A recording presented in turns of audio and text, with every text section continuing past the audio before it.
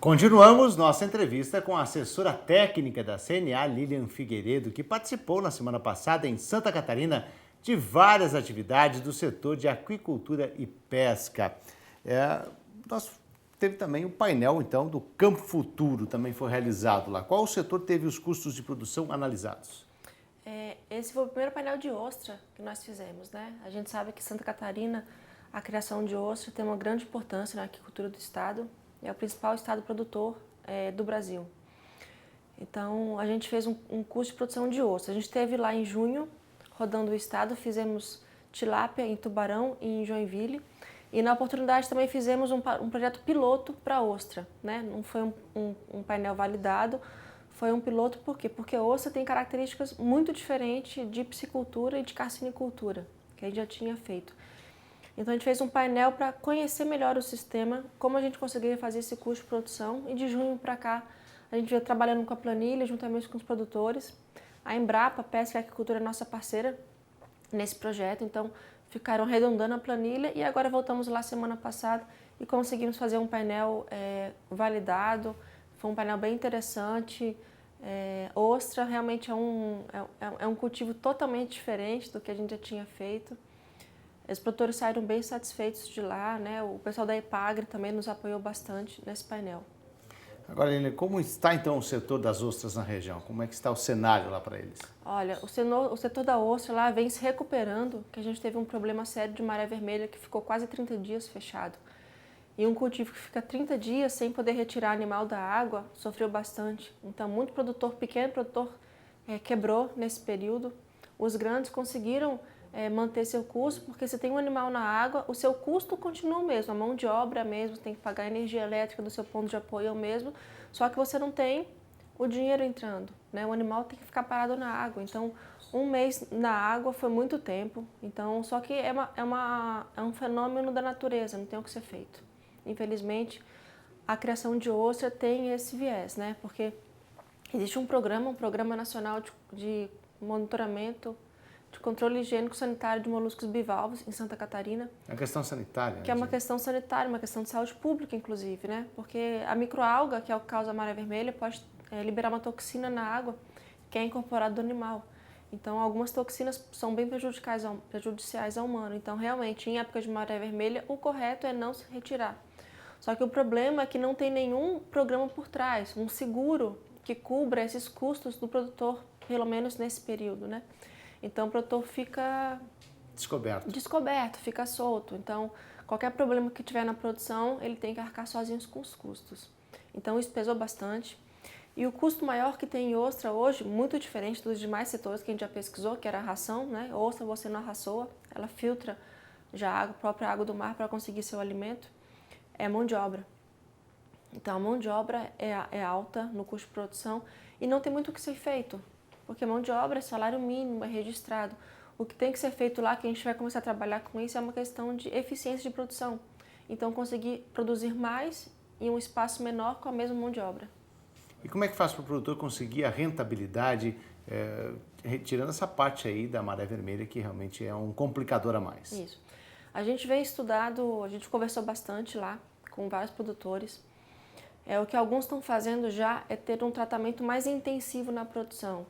Então, em vez de mexer, a gente fala que mexer nos animais, em vez de mexer nos animais durante 6, 7 vezes, que é o comum de ser feito durante o período de cultivo, que dura 6 meses mais ou menos, tem gente trabalhando com os animais 10 a 11 vezes, ou seja, faz uma classificação melhor, retira os animais que não estão crescendo bem, faz uma intensificação do cultivo.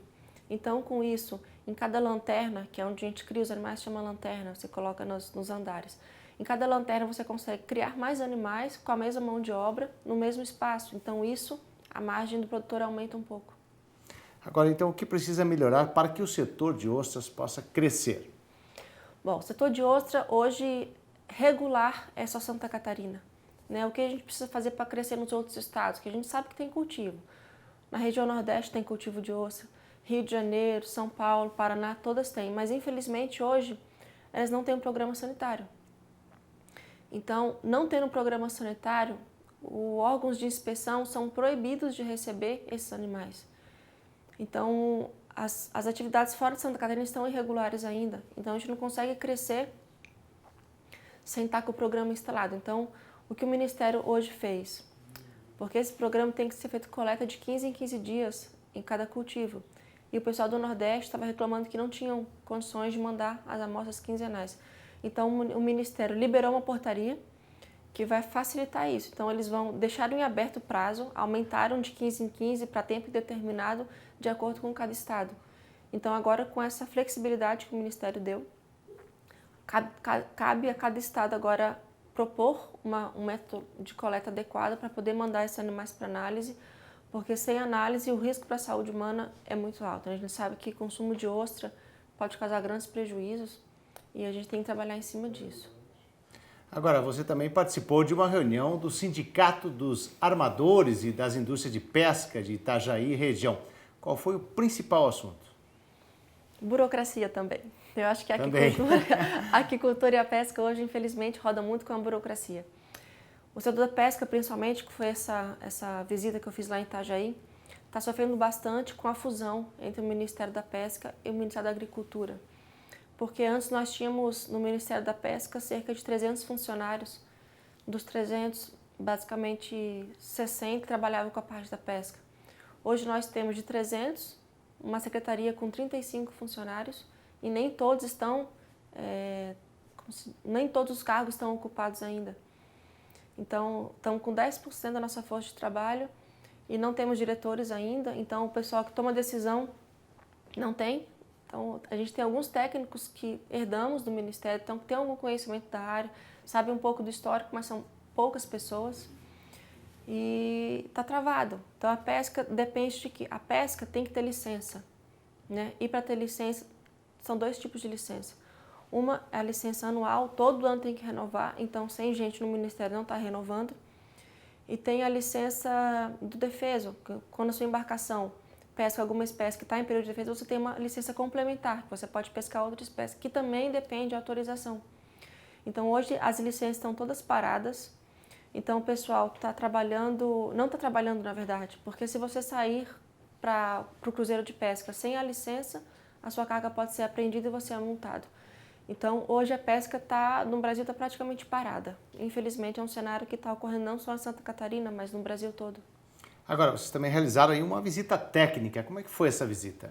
Isso, uma visita técnica foi muito boa. A gente esteve visitando algumas embarcações, alguns terminais pesqueiros. Terminais pesqueiros lá são privados, né? São só de ser privados, já trabalham com descarga já direto do navio para dentro do frigorífico, não tem que ficar carregando caixa.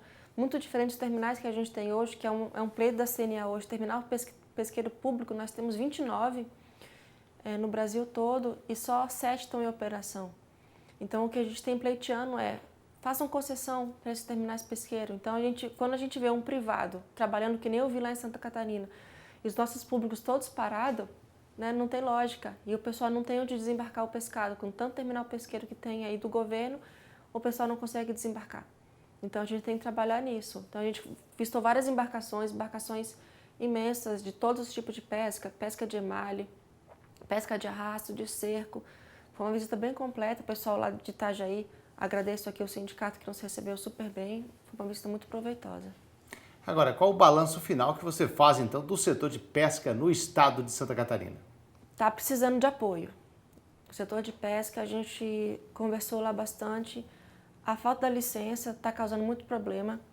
A gente tinha uma portaria do Ministério do Meio Ambiente, portaria 445, que trouxe uma lista de 195 espécies de peixe que estavam consideradas como extintas, ameaçadas de extinção, sendo que não foi feito um estudo correto.